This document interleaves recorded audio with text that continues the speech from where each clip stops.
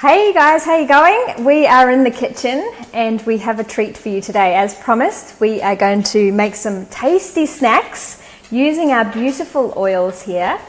So first of all, Amanda is going to come and join me within a moment, but I am going to make some crackers. How many times do we reach those plastic wrapping crackers that we get in the supermarket, thinking that they could be healthy when we could really just make our own, but make them even better with some lovely essential oils. We don't always have a herb garden. I know my mother has a beautiful herb garden, but I don't. Everyone. Hi. But I don't have a beautiful herb garden to go to for my cooking, but I do have a beautiful herb garden right in front of me and these little oils. Yes. And they're so potent and powerful. So I am actually going to make you some crackers today. So inside here, I've already done a bit of preparation, but I'm just going to invite you to be creative. So I have got inside this bowl a cup of mixture of seeds and nuts. So you can choose what you want to. Not everyone has the same taste. I have almonds, sunflower seeds, pumpkin seeds or pepitas, blended for a very short moment, just blitz, so it's still little bits of chunky things in there, and a couple of tablespoons of linseed so that it adds those little seedy parts. I sometimes use chia seeds in mine as well, just to add to it. So yeah, like you say, be creative. And use whatever works for you. My base is probably a little bit more sunflower seeds. I quite like that. So I've got that in here. It's blended. I'm going to add a little bit of salt because I like a little bit of flavour. Do you mind if I talk about some of the oils while you go for it? Yes. So sometimes when we talk about the oils, we focus a lot on the top 10 oils, of course, because they have so many different functions for our lives. But once you get past those top 10, and particularly if you're on the monthly order and thinking about, what can I have next? It's really great to explore these other oils that you can, again, use in a cooking environment. They also have other benefits in other areas. So amazing benefits. Don't think that you can only cook with these oils, because you don't have to. And so many of them overlap with benefits, so it's awesome. So we've got a heap here. We do. But I'm not going to put them all in as much as I want to, because I like to just go overboard. But I'm going to... So which ones do you have? So we've got here basil, cilantro or coriander, lemon, black pepper, cumin, oregano, thyme and rosemary. So I'm going to hand these over to Amanda because I'm going to use these in a little bit and talk about them again in some more detail. So I am going to put quite a bit in here. You know, usually if you're making these with real herbs, you know, you might just want some rosemary or some oregano. Sprig or two. Yeah, sprig. But I'm going to put a drop of every one of these in here. So I've washed my hands earlier, so I'm going to use my hands. It's the best way to disperse the oils. I'm going to put a drop of each. Do you want to help? So yeah, I'll put them in your hand. Okay. And we spoke about this earlier because we, you can put it directly into the mixture. Yeah. You want to put it in your hand? Oh, yes, that's right. Yeah. But because you want to maybe use your hands to get the mixture coming together quite nicely, we decided to put it all in the hand and then massage it in that way. Yeah. It also helps with making sure that you're not going to overfeed your mixture. You don't really want to overpopulate one little part of you might have one cracker that is just full on rosemary, you know. So right. Is that all done? That's done. So what have we got in there? We've got rosemary, thyme, oregano, black pepper and cumin. Nice. I'm going to rub my fingers together, my hands, and I'm just going to massage this lovely... I like that word, massage. Massage, because that's what we're doing. Sarah is such a phenomenal cook, baker, creator. She just makes it look so easy. And I remember when she taught me how to make crackers, because yes, I'm one of those people that would go and buy it from the store because I had zero interest and zero understanding of what to do.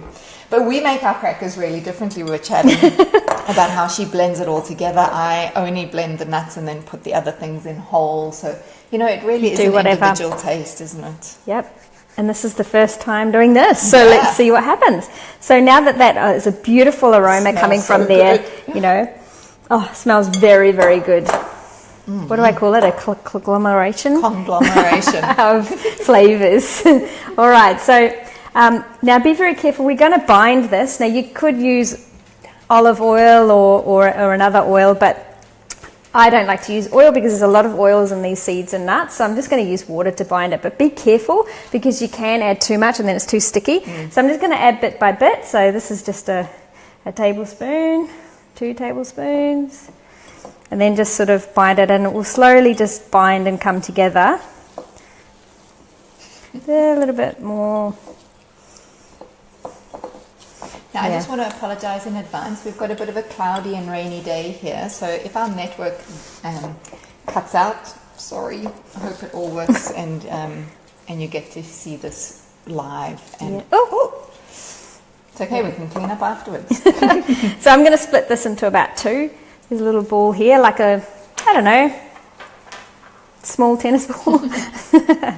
Again, my hands are very, very sticky. But that's okay. Yes. So I'm going to move this over. So the way I like to make my crackers, the easy way, so it doesn't stick on the rolling pin, is get 2 bits of baking paper, put the ball in the middle, flatten it down, and then put another bit of baking paper on top.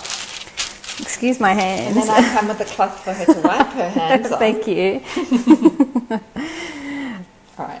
Who doesn't love messy hands when Me. cooking? Oh, okay. All right, so then I'm just going to get a rolling pin.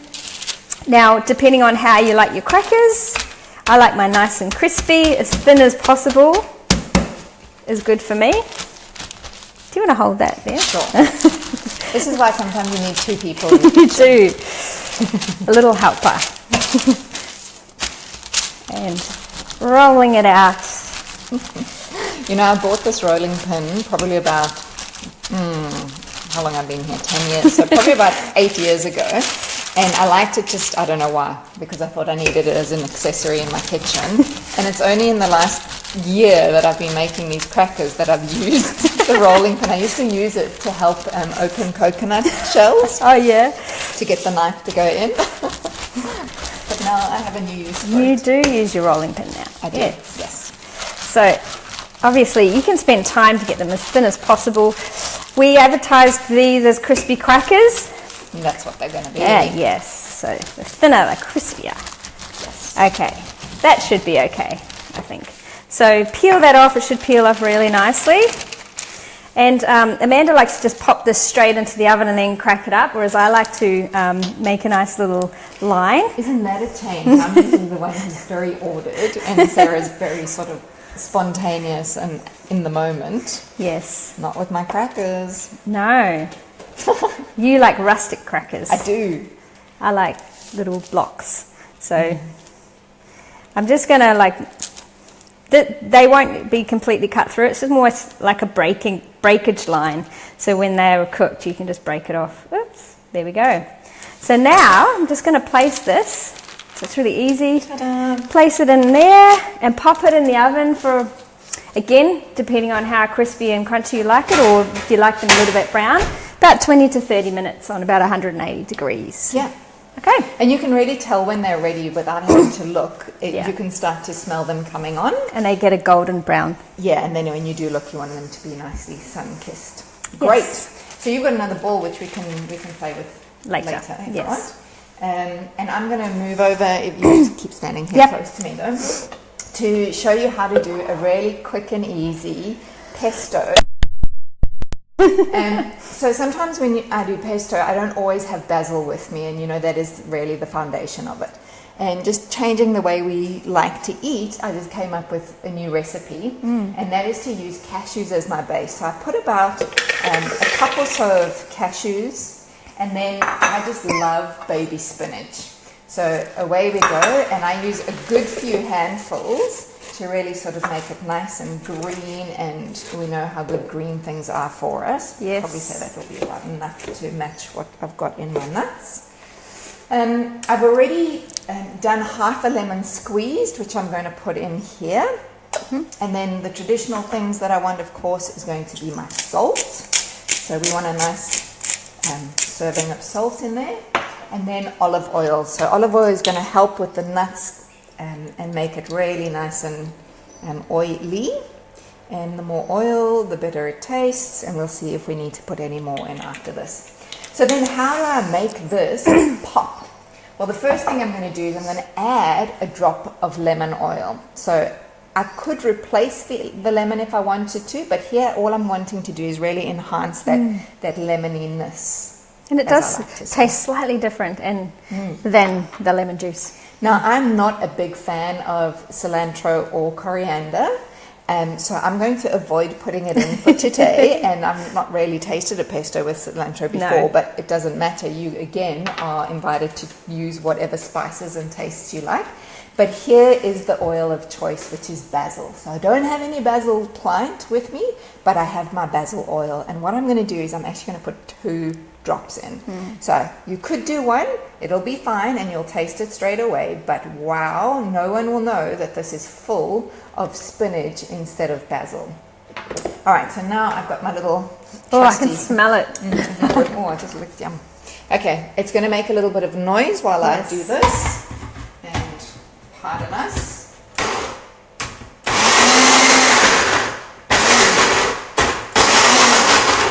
Yum. I can smell it already. Shake it up a little bit. Ooh. It's so green and vibrant. It is fantastically green. Look at that. So I'm going to bring it around a little closer to the camera so you can have a look inside. Because it is delicious, it is chunky, it is flavoursome. Let's use our finger to taste it.